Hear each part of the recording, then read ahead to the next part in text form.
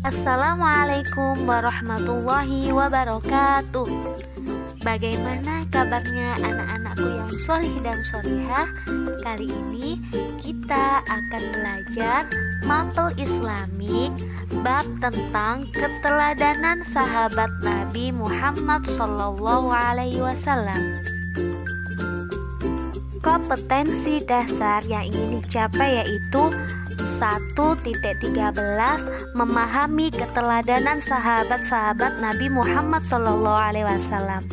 Tujuan pembelajarannya: 1. Meyakini kisah kebenaran sahabat-sahabat Nabi Muhammad SAW. Yang kedua, menyebutkan sifat terpuji para sahabat Nabi Muhammad SAW. Yang ketiga, menceritakan kisah sahabat-sahabat Nabi Muhammad SAW. Sebelum kita masuk pada materi, lebih baiknya kita berdoa agar apa yang kita pelajari pada pagi hari ini diberi kemudahan, diberi ilmu yang bermanfaat. Mari kita bersama-sama membaca doa.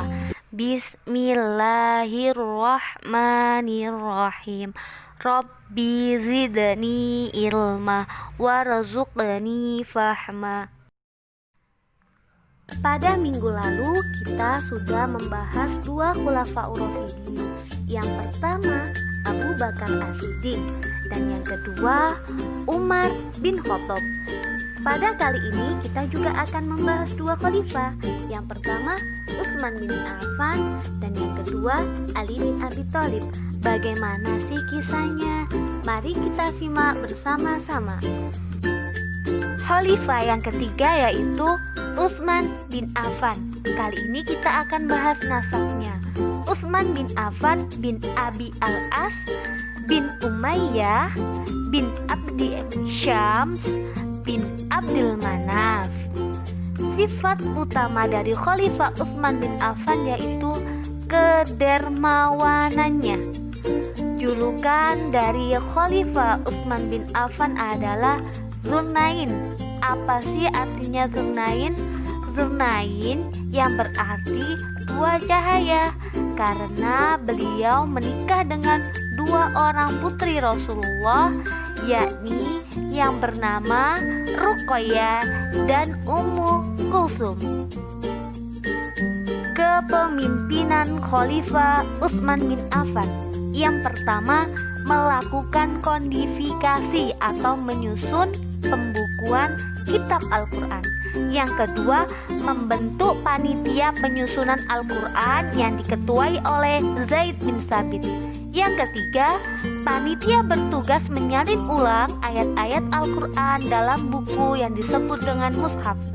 Yang keempat, mushaf yang disimpan di Madinah disebut mushaf Utsmani, dan yang lain dikirimkan ke kota Mekah, Suriah, Basrah, dan Kufah. Pada saat ini, wilayah Islam sudah menyebar di seluruh Jazirah Arab. Dan yang kelima, beliau juga merenovasi Masjid Nabawi yang berada di kota Madinah. Yang keempat, Khalifah Ali bin Abi Thalib. Nasab Khalifah Ali bin Abi Thalib bin Abdul Muttalib bin Hashim bin Abdul Manaf bin Qusay. Sifat utama dari Khalifah Ali bin Abi Thalib adalah kecerdasannya. Ali bin Abi Thalib dijuluki Babul Ilmi, artinya pintu ilmu. Ali sejak usia 10 tahun sudah masuk agama Islam. Dia termasuk salah satu orang yang masuk Islam pertama dari kalangan anak-anak. Sifat Ali bin Abi Thalib adalah cerdas, berani, dan bijaksana, dan sangat peduli terhadap ilmu. Setelah masa hijrah dan tinggal di Madinah, Ali dinikahkan oleh Rasulullah SAW dengan putri kesayangannya yang bernama Fatimah Az-Zahra. Kepemimpinan Ali bin Abi Thalib. Yang pertama, Ali merupakan anak dari paman Rasulullah, yaitu Abu Thalib. Yang kedua, beliau mendirikan beberapa madrasah untuk tempat belajar. Dan yang ketiga, beliau juga memajukan bidang ilmu bahasa serta mengembangkan bidang pembangunan. Yang keempat, beliau menjadikan kota Kufah sebagai pusat ilmu tafsir, hadis, nahwu, dan ilmu pengetahuan lainnya. Yang kelima, Ali bin Abi Thalib merupakan salah seorang khulafaur rasyidin yang terakhir. Di sini Bu Maria memasukkan rangkuman bab tentang pembelajaran yang kelima, keteladanan Nabi Muhammad dan keteladanan sahabat-sahabat Rasulullah SAW untuk kita mengingat materi minggu lalu. Yang pertama, Nabi Muhammad SAW memperoleh gelar Al-Amin, artinya orang yang dapat dipercaya. Kemarin kita sudah lihat bahwasanya dalam video yang kemarin ada penjelasan tentang peletakan batu Hajar Aswad. Itu menunjukkan Rasulullah mempunyai sifat Al-Amin. Beliau juga sayang terhadap anak-anak, keluarga, orang tua, dan masyarakat, serta sangat peduli terhadap lingkungan. Yang kedua, Nabi Muhammad SAW sebagai pembawa rahmat bagi alam semesta, atau bisa disebut rahmatan lil alamin. Artinya ajaran beliau untuk kebaikan manusia hidup di dunia dan juga di akhirat. Yang selanjutnya, yang ketiga, yaitu tauladan sahabat Rasulullah SAW. Yang pertama, sahabat Abu Bakar. Abu Bakar ini memiliki sifat yang lemah lembut, sabar, pantang menyerah, berwibawa, dermawan, adil dan bijaksana, serta suka bermusyawarah. Sahabat yang kedua yaitu Umar bin Khattab.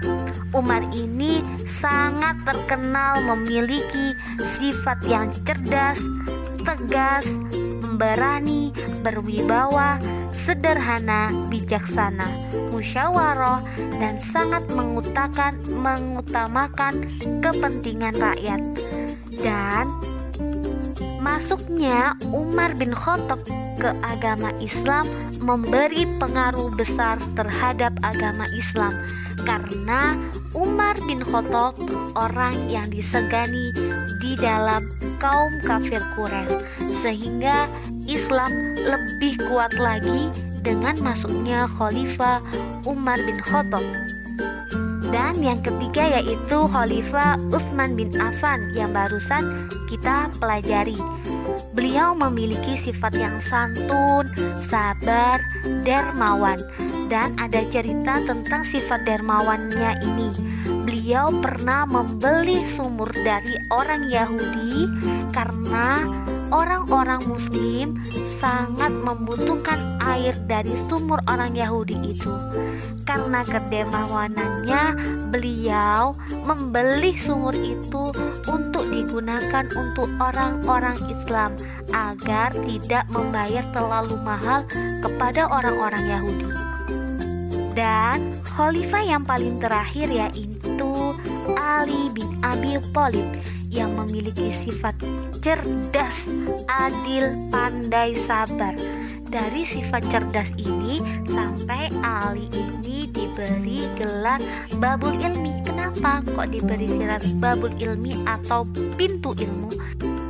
Karena dari kecil Ali sudah belajar langsung kepada Rasulullah SAW. Bahkan ada perumpamaan kalau Rasulullah itu gudangnya ilmu, maka pintunya adalah Ali bin Abi Thalib, sehingga dia diberi gelar Babul Ilmu. Alhamdulillahirabbil alamin, kita sudah menyelesaikan pembelajaran bab 5 tentang keteladanan Rasulullah dan para sahabatnya. Semoga dari kisah-kisah Rasulullah dan sahabatnya kita bisa memetik hikmah dan bisa mengambil hikmah dari sifat terpuji para sahabat Nabi Muhammad. Sebelum Bu Maria akhiri, mari kita berdoa bersama-sama. Semoga materi atau pembelajaran hari ini diberikan ilmu yang bermanfaat. Bismillahirrahmanirrahim.